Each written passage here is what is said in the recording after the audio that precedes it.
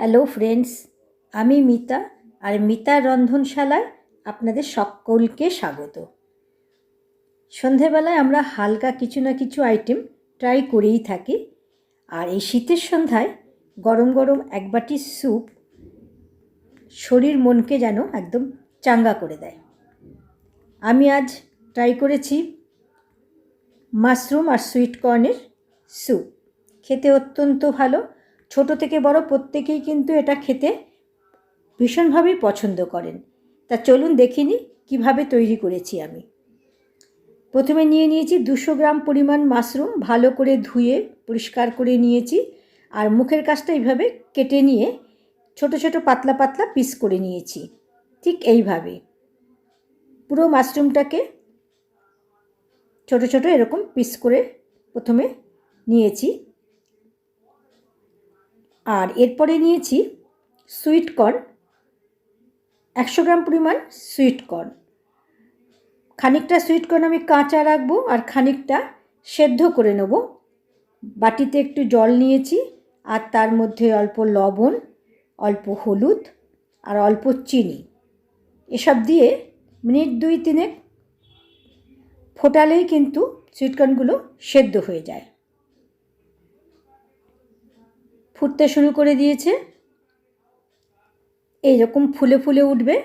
আমার সুইটকর্ন সেদ্ধ হয়ে গেছে।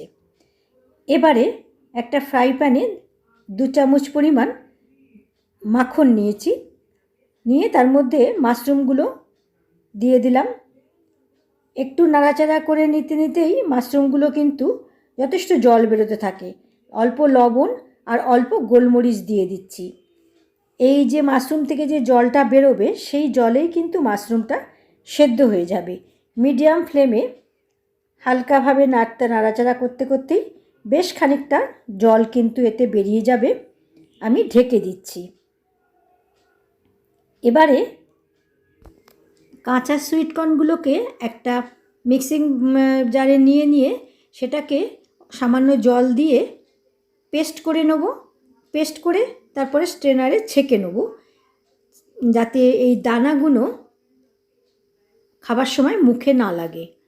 ভালো করে ছেঁকে নেব, পুরো এর জলটুকুই নেব, দানাগুলো কিন্তু নেব না। ভালো করে ছেঁকে নিয়ে নিচ্ছি।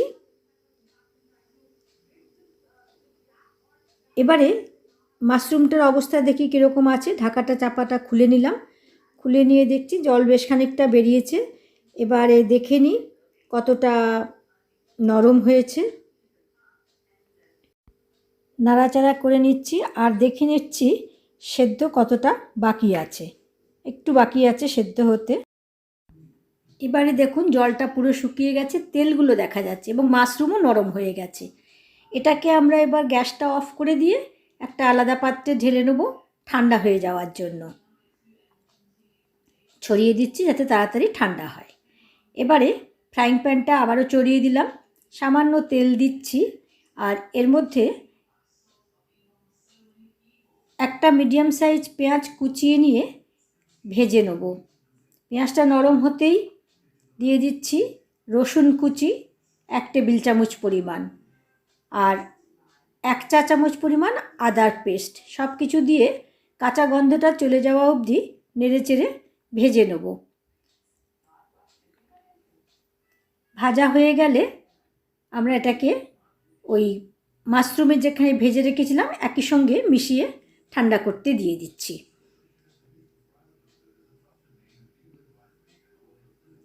এবারে ফ্রাইং প্যানে আবারও একটু মাখন দিলাম আর এবারে 2 চামচ পরিমাণ ময়দা ভেজে নেব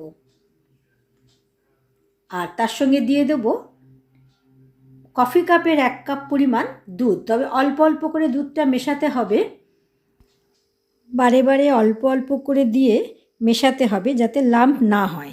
প্রথমে একটু লাম্পের মতো মনে হলেও ভালোভাবে নাড়াচাড়া করতে করতে লাম্পগুলো দুধের মধ্যে কিন্তু ঠিক মিশে যাবে। অল্প অল্প করে দুধ ঢেলে দিচ্ছি। প্যাকেটের যে লিকুইড দুধ সেটা তো এখানে ব্যবহার করাই যায়, আবার মনে করলে মিল্ক পাউডারও কিন্তু ব্যবহার করা যায় দুধ হিসাবে। আমি মিল্ক পাউডার ব্যবহার করেছি, কারণ রান্নায় আমি ওই প্যাকেটের দুধ ব্যবহার করি না। এবারে যে একটা পাত্রে মাশরুম ভেজে আর পেঁয়াজ আদা রসুন ভেজে ঠান্ডা হওয়ার জন্য রেখে দিয়েছিলাম, সেটা একটা মিক্সিং জারে নিয়ে ভালো করে পেস্ট করে নিয়েছি। সেটাই এবারে এই দুধের সঙ্গে মিশিয়ে দিচ্ছি। আর মিক্সিং জারে তো পেস্ট করা খানিকটা অংশ লেগেছিল, সেটাতে একটু জল দিয়ে এই মিশ্রণটার মধ্যে ঢেলে দিলাম আর ভালো করে নাড়াচাড়া করে মিশিয়ে দিলাম। এরপরে সুইটকর্নের পেস্ট যেটা তৈরি করেছিলাম সেটা এই মিশ্রণটার মধ্যে ঢেলে দিয়ে ভালো করে নেড়েচেড়ে মিশিয়ে দিচ্ছি। এই সময় যদি লবণ কম হয় অ্যাড করতে হবে, গোলমরিচ লাগলে এখানে দিতে হবে, অথবা কেউ একটু মিষ্টি মিষ্টি পছন্দ করলে এই সময়টাতেই সেগুলো অ্যাড করে দিতে হবে। এবারে সামান্য ফুটছে, মিনিট দুয়েক একটু ফুটতে দিতে হবে, আর ফোটার সময় ভালোভাবে নাড়তে হবে, কারণ যথেষ্ট ঘন আছে, তলায় লেগে যেতে পারে। মিডিয়াম টু লো ফ্লেমেতেই কিন্তু এই রান্নাটাকে করতে হবে। গোলমরিচের গুঁড়ো আমি একটু অ্যাড করে দিচ্ছি, ভালো করে মিশিয়েও নিচ্ছি। এবারে ভালোভাবে ফুটে গেছে। 2 মিনিট ফুটিয়ে নিয়ে আমি গ্যাসটা অফ করে দেবো।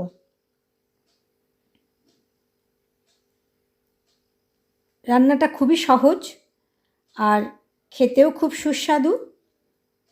তৈরি হয়ে গেছে আমাদের সুইটকর্ন মাশরুম স্যুপ। আমি একটা বোলের মধ্যে এটাকে ঢেলে নিলাম।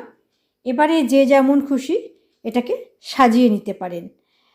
আমি ওপর থেকে কয়েকটা ভাজা মাশরুমের টুকরো দিয়ে সাজিয়ে নিলাম, আর যে সুইটকর্নটা আমি সেদ্ধ করে নিয়েছিলাম সেটা আধ ভাঙা করেছি মিক্সিতে, সেটাও ওপর থেকে ছড়িয়ে দিলাম, আর মাঝখানে একটু ধনেপাতার কুচি দিয়ে দিয়েছি।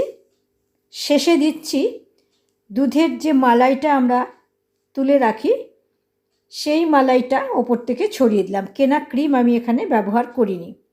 তৈরি হয়ে গেল অত্যন্ত সুস্বাদু সুইটকর্ন মাশরুম স্যুপ, যেটা প্রত্যেকেই খেতে ভালোবাসবেন। আশা করি আপনাদেরও রেসিপিটা ভালো লেগেছে, আর ভালো লাগলে বাড়িতে একবার ট্রাই করে দেখবেন, আর কেমন হলো আমাকে কমেন্ট করে জানালে খুব ভালো লাগবে। আর সঙ্গে সঙ্গে রেসিপিটা বন্ধুবান্ধব আত্মীয়স্বজনের মধ্যে শেয়ার করবার অনুরোধ রইল। আর এরকম সহজ সহজ রেসিপি পেতে আমার চ্যানেলটিকে সাবস্ক্রাইব করে আমার পাশে থাকারও অনুরোধ রইল। লাল সাবস্ক্রাইব বাটনের পাশেই দেখবেন একটা বেল আইকন আছে, ওটাকেও প্রেস করে অল নোটিফিকেশানটাকে অন করে রাখবেন। তাহলে আমি ভিডিও আপলোড করার সঙ্গে সঙ্গেই আপনার কাছে নোটিফিকেশানটি পৌঁছে যাবে। সবাই ভালো থাকবেন, সুস্থ ও সুন্দর থাকবেন। আশা করি আমার পাশেও থাকবেন। দেখা হচ্ছে নতুন রেসিপি নিয়ে পরবর্তী ভিডিওতে। ধন্যবাদ।